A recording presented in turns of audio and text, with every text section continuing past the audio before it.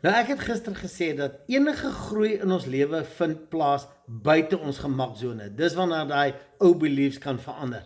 Maar as jy mooi gaan dink, waaroor gaan dit alles? Alles in die lewe gaan oor jou fokus op iets spesifieks, positief of negatief. En dis hoekom ek wil vandag vir jou sê, gaan dink net hoeveel keer dink jy aan goed wat jy nie wil hê nie, aan die negatief. Goed waaraan jy niks kan doen nie, waaroor jy geen beheer het nie. En nou wil ek jou tegniek gee. Gaan sit, maak nie saak wat jou omstandighede nie, werk, verhoudings, waaroor, die area waarmee jy sukkel.